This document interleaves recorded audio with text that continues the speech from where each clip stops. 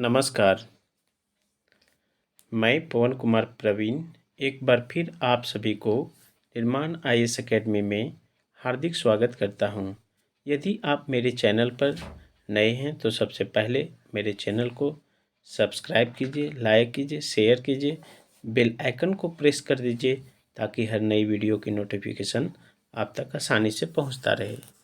तो पिछले क्लास में हम चर्चा किए थे आपके इटली में पुनर्जागरण। हम बात कर रहे थे विश्व इतिहास पर और पुनर्जागरण की 2 क्लास मैं ले चुका था। आज ये सीरीज 3rd होगा। तो पुनर्जागरण जो है पिछले क्लास में मैं डिस्कस किया था पुनर्जागरण की पृष्ठभूमि, अर्थ, पुनर्जागरण के कारण। तो यदि आप उस वीडियो को नहीं देखे हैं तो सबसे पहले प्लेलिस्ट में जा कर के उस वीडियो को देखेंगे, तभी आज के क्लास को आपको समझ में आ जाएगा। ये क्लास झारखंड पीजीटी के विद्यार्थियों के लिए अति महत्वपूर्ण है और परीक्षा के दृष्टिकोण को देखते हुए इसे बनाया भी गया है। चलते हैं, आज के सेशन की शुरुआत करते हैं। आज के जो टॉपिक में हम चर्चा करेंगे कि रेनेसां का जो ऑरिजिन है वो इटली से ही क्यों हुआ है। इसके अलावे पुनर्जागरण की विशेषता पर बात करेंगे और पुनर्जागरण का क्या प्रभाव रहा। पुनर्जागरण एक विमर्श से संबंधित बात करेंगे। तो चलते हैं, आज की क्लास की शुरुआत करते हैं। 15वीं यानी 14वीं और 15वीं शताब्दी के दौरान इटली यूरोप और पूर्व के देशों के मध्य होने वाले व्यापार में बिचौलियों की भूमिका निभा रहा था। फलस्वरूप यहाँ नगर राज्यों मिलान, वेनिस, फ्लोरेंस, नेपल्स और चर्च का विकास हुआ था। एक बार फिर से समझने की कोशिश करेंगे। 14वीं 15वीं शताब्दी के दौरान इटली यूरोप और पूर्वी देशों के मध्य होने वाले व्यापार में बिचौलिए की भूमिका निभा रहा था।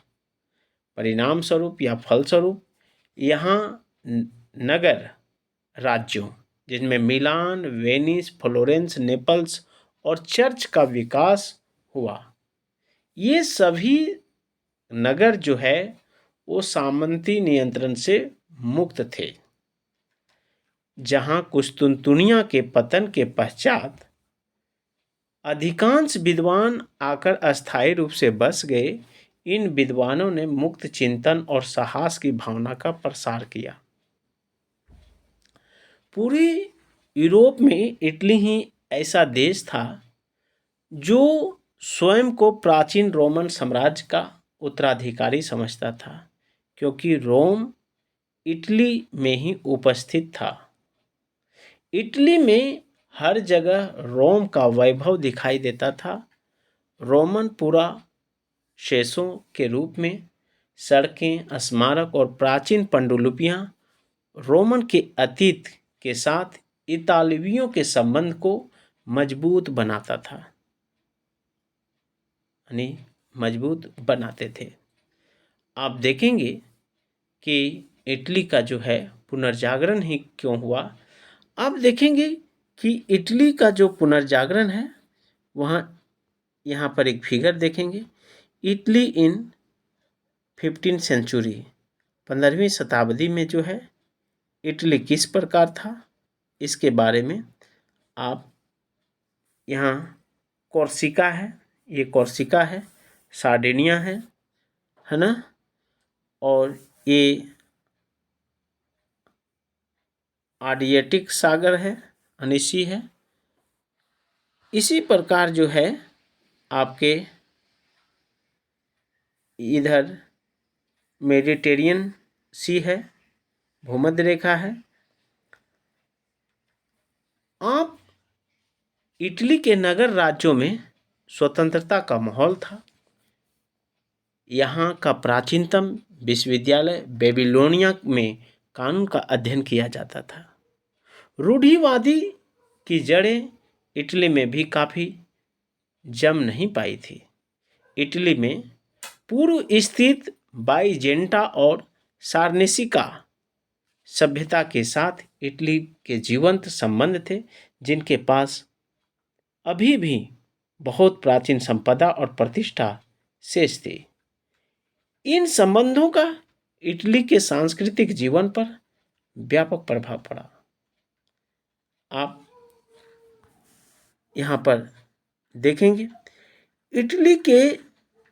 इटली की जलवायु के कारण, इटली की जो जलवायु है उसके कारण लोगों के जीवन निर्वाह की गतिविधियों में कम समय खर्च करना पड़ता था तथा वे अन्य बौद्धिक तथा कलात्मक कार्यों के लिए समय निकाल लेते थे, जिससे इटली में कला का उत्थान हुआ।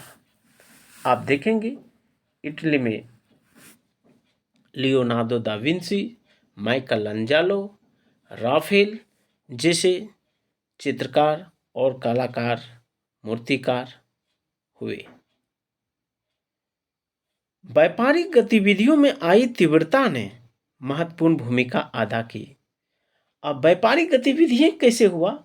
तो जब कुस्तुनतुनिया का पतन हो गया, कुस्तुनतुनिया पर तुर्कों ने अधिकार कर लिया, तो कुस्तुनतुनिया में जो लोग रह रहे थे वो भारत यानी कुस्तुनतुनिया से बाहर जो है भौगोलिक खोजों के लिए निकला था। फलस्वरूप जो है 1488 ईस्वी में बार्थोलोम्यूस डियाज ने अफ्रीका के आखिरी छोर जो है कैप ऑफ गुड होप तक यात्रा की थी। उसी के रास्ते में आकर के आगे चल करके 1498 ईस्वी में वास्को डी गामा जो है कैप ऑफ गुड होप का चक्कर लगाकर भारत आता है। तो यही यहाँ पर कहता है कि व्यापारिक गतिविधियों में आई तीव्रता ने महत्वपूर्ण भूमिका अदा की। धर्म युद्धों के पश्चात, यहाँ पर जो धर्म युद्ध जो चला था 100 वर्ष चला था। तो पूछेगा कि धर्म युद्ध किसके किसके बीच चला था? तो तुर्की और चर्च के बीच में, यानी तुर्कों और चर्च के बीच में धर्म युद्ध चला था। होने वाले व्यापार में इटली को सबसे अधिक लाभ पहुंचा। कई दशकों तक वेनिस, नेपल्स, जेनेवा तथा पीसा के बंदरगाह नगरों का भूमध्य सागरीय व्यापार पर एकाधिकार बना रहा। इसके साथ साथ फ्लोरेंस, बोलोनिया, पियाजेसा एवं लोमाडी के व्यापारी उत्तर एवं दक्षिणी यूरोप के मध्य व्यापार के मुख्य बिचौलियों की भूमिका निभा रहा था। इस लाभप्रद व्यापार से एकत्रित पूंजी और समृद्धि ने पुनर्जागरणकालीन बौद्धिक तथा कलात्मक उपलब्धियों को संभव बनाया। आर्थिक समृद्धि ने इटली के लोगों को धार्मिक जीवन से इतर सांसारिक जीवन और भौतिक वस्तुओं में रुचि लेने के लिए प्रेरित किया। आप निश्चित रूप से यहाँ तक समझ गए होंगे। इसके अलावा समृद्ध व्यापारी ने नगरों की राजनीति में भी प्रभावी हस्तक्षेप प्रारंभ किया था। वे सांस्कृतिक गतिविधियों में चढ़ बढ़कर हिस्सा लेने लगे। इस सामाजिक और व्यापार की बढ़ती ताकत थी, जिसने निश्चित पदानुक्रम आधारित सामंतिक व्यवस्था को पतन के कार्य पर अग्रसर कर दिया। पोप और कुलीन वर्ग ने भी कला और नए विचारों को संरक्षण देकर पुनर्जागरण को इटली में संभव बनाया।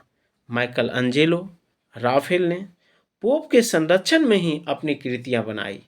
इस प्रकार इटली में पुनर्जागरण पुष्पित पल्लवित हुआ। धीमे धीमे पूरे यूरोप को अपने आगोश में ले लिया। तो हम अभी बात कर रहे थे इटली में पुनर्जागरण जो है का प्रारंभ क्यों हुआ, इस पर चर्चा कर रहे थे। अब हम देखते हैं पुनर्जागरण की विशेषताएं। अनकैरेक्टरिस्टिक्स फीचर्स ऑफ रेनेसां पर बात करते हैं। तो पुनर्जागरण की कई विशेषताएं हैं, जिनमें मानवतावाद, नई शिक्षा अथवा नई विधा, धर्मनिरपेक्षता, व्यक्तिवाद और मध्यवर्गीय चेतना, छपाई, ये सारी जो हैं आपके पुनर्जागरण की विशेषताएं हैं। तो चलते हैं नंबर 1 पर बात करते हैं। मानवतावाद। पुनर्जागरण की सर्वप्रमुख विशेषता मानवता है, यानी मानवतावाद है। यह एक ऐसी विचारधारा है जिसमें मानव का गुणगान, उनकी मान मर्यादा पर बल, उनकी सृजन शक्ति में आस्था व्यक्त की जाती है। इसके अलावा व्यक्ति की स्वतंत्रता और उसके असहनीय अधिकारों को व्यक्त किया जाता है। मानवतावाद ने धार्मिक तपस्या का विरोध किया और मानव के भोग विलास के अधिकार का तथा सांसारिक इच्छाओं और एवं आवश्यकताओं की पूर्ति किए जाने का जोरदार समर्थन किया। इसने देवीय तथा पारलौकिक के स्थान पर मानवीय तथा इहलौकिक को गौरवान्वित किया। मानवतावाद को पुनर्जागरण की आत्मा इसलिए कहा जाता है। मानवतावाद के अंतर्गत मानव के अध्ययन पर बल दिया गया। पिको डेला मिरांडोला ने अपने लेख में पुनर्जागरण के इस विश्वास को अभिव्यक्त किया कि मानव में क्षमताएं हैं।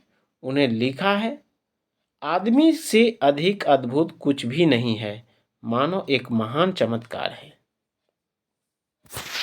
मानव को उनकी चिंतन शक्ति और बुद्धि के कारण समस्त प्राणियों में श्रेष्ठ घोषित किया गया है। मनुष्य को इस मामले में भाग्यशाली माना गया है कि उनकी क्षमताओं को ईश्वर ने किस प्रकार किसी सीमा में नहीं बांधा। निश्चित तौर पर आप इतना तक समझ गए होंगे। ठीक है, आगे आप देखेंगे केवल मानव को ही अपनी इच्छा अनुसार चुनाव करने की स्वतंत्रता मिली हुई है। कहता है कि मानव जीवन को इस प्रकार महत्व दिए जाने के कारण साहित्य और इतिहास अध्ययन के प्रमुख विषय बन गए हैं, जिसके फलस्वरूप इन्होंने मानविकी विषय कहा जाने लगा। इसका उद्देश्य मुख्यतः मानव के उस संसार के क्रियाकलापों को समझना था, ना कि मृत्यु के उपरांत जीवन को। मोटे तौर पर हम कह सकते हैं मानव की इस नई भावनाओं की अभिव्यक्ति नई कला और नए साहित्य में हुई। सर्वप्रथम आप देखेंगे पेट्रोक की रचनाओं से यानी रचनाओं में स्पष्ट होता है कि या पेट्रोक की रचनाएं में स्पष्ट रूप से यह घोषणा सुनने को मिलती है कि अनेक सदियों के बर्बर अंधकार के बाद हम सच्ची सभ्यता का पुनरुत्थान करने में गंभीरता से जुड़े हैं। तो ये पुनर्जागरण की प्रथम विशेषता यानी मानवतावाद हुआ। दूसरी जो प्रमुख विशेषता है वो नई शिक्षा अथवा नई विधा। जैसा आप देख भी रहे होंगे, पेट्रोक का सपना था कि ईसाई समाज का सांस्कृतिक और नैतिक उत्थान होना चाहिए। ईसाई समाज का जो है सांस्कृतिक और नैतिक जो है पुनरुत्थान होना चाहिए। इसलिए उनके अनुसार इसका आधार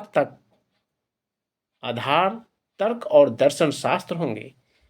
इसके लिए उसने शिक्षा में आमूलचूल परिवर्तन करने का सुझाव दिया।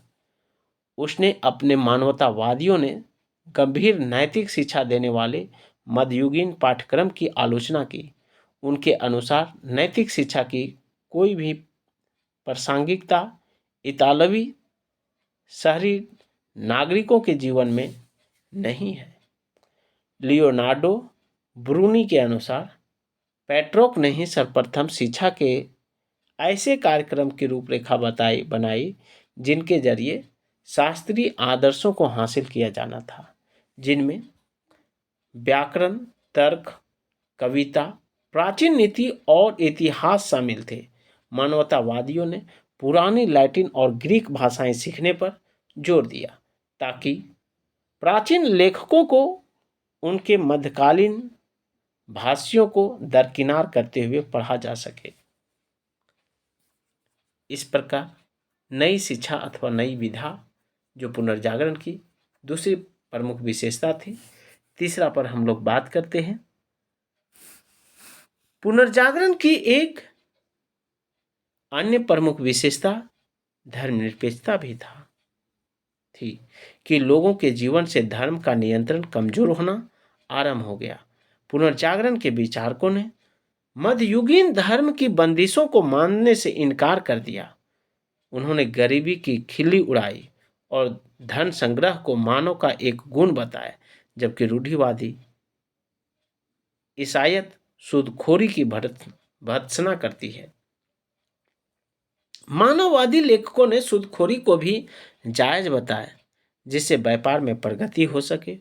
उपरोक्त सभी विचार धनागढ़ वर्गों के जीवन मूल्य थे। व्यक्तिवाद ये पुनर्जागरण की चौथी विशेषता है। यह माना गया कि व्यक्ति विवेक संबद्ध फैसले कर सकता है और गलत कदम भी उठा सकता है। मानव की परिभाषा के तहत उसे गुण और अवगुण का मिश्रण माना गया। इतिहासकार बर्कहार्ट ने इसी नई चेतना के एक पहलू के बतौर व्यक्ति के विकास को देखा था। उन्होंने इसके लिए इतालवी नगर राज्यों के भौतिक जीवन और राजनीतिक संस्कृति को जिम्मेदार माना। इसके तहत व्यक्ति के व्यक्तित्व और उसकी निजी उपलब्धियों को मान्यता दी गई। मैकियावेली जैसे लोगों का कहना था कि प्रतिष्ठा की चाहत पूरी तरह मानवीय गुण है। इन काल के चित्रकारों एवं साहित्यकारों ने इसलिए हस्ताक्षर युक्त कृतियां प्रस्तुत की। इस प्रकार हम लोग अभी व्यक्तिवाद को पर चर्चा किए थे। आगे हम लोग इसके दो और पॉइंट्स हैं, मध्यवर्गीय चेतना और छपाई। इटली की आर्थिक समृद्धि और नगरीय समाज ने पुनर्जागरण की चेतना को जन्म दिया। इस नगरीय समाज में धनागढ़ व्यक्ति, बैंकर, कलाकार, वकील आदि सम्मिलित थे, जो मध्ययुगीन सामंती सामाजिक व्यवस्था से अलग अलग थे। इन लोगों ने मिलकर मध्ययुगीन यानी मध्य वर्गीय चेतना का विकास किया। इन्होंने सामंती बंद समाज व्यवस्था की आलोचना की और व्यक्ति स्वतंत्रता पर आधारित नवीन समाज व्यवस्था का समर्थन किया। और अंतिम जो है विशेषता वो छपाई है। प्रिंटिंग प्रेस के आविष्कार के साथ पुनर्जागरण का विचार तेजी से यूरोप में फैला। प्रेस ने प्राचीन शास्त्रीय पुस्तकों के मानक संस्करण छापे। अब किताबें कम लागत पर बनने लगी। हस्तलिखित पुस्तकों की अपेक्षा बेहद सस्ती और बड़ी मात्रा में इस प्रकार छपी हुई किताबें के माध्यम से विचार, अभिमत और सूचनाएं अभूतपूर्व तेजी से व्यापक स्तर पर पहुंचने लगी। 15वीं सदी के अंत में आल्प्स को पार करते हुए आल्प्स पर्वत जो है यूरोप में है, उसे पार करते हुए इटली का पुनर्जागरण और मानववाद तेजी से पूरे यूरोप में फैला, जिसका प्रमुख कारण यह था कि छपी हुई किताबें वितरित हो रही थी। तो इस प्रकार अभी हम डिस्कस किए पुनर्जागरण की विशेषता और इटली में ही पुनर्जागरण क्यों। निश्चित तौर से ये आपके परीक्षा के दृष्टिकोण से अति महत्वपूर्ण है। मुझे विश्वास है आपको ये वीडियो अच्छा लगा होगा और आप इस चैनल को सब्सक्राइब भी कर देंगे।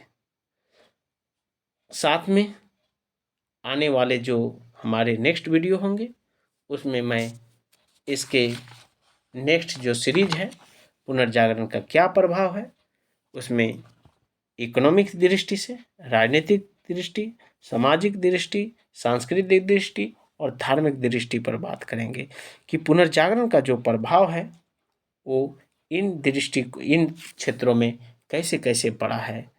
अब साहित्य की दृष्टि में, सांस्कृतिक दृष्टि में साहित्य के बारे में बात करेंगे, स्थापत्य के क्षेत्र में क्या पड़ा, मूर्ति कला के क्षेत्र में क्या पड़ा, चित्रकला के क्षेत्र में क्या पड़ा और संगीत कला के क्षेत्र में क्या पड़ा। ये परीक्षा के दृष्टिकोण से बहुत महत्वपूर्ण है, जहाँ से प्रश्न आते हैं। मुझे उम्मीद है आपको ये वीडियो अच्छा लगा होगा। आप लाइक कीजिए, सब्सक्राइब कीजिए, शेयर कीजिए और बेल आइकन को फिर से प्रेस कर दीजिए ताकि हर नई वीडियो की नोटिफिकेशन मिलता रहे। आपके उज्जवल भविष्य का मैं मंगल कामना करता हूँ। धन्यवाद।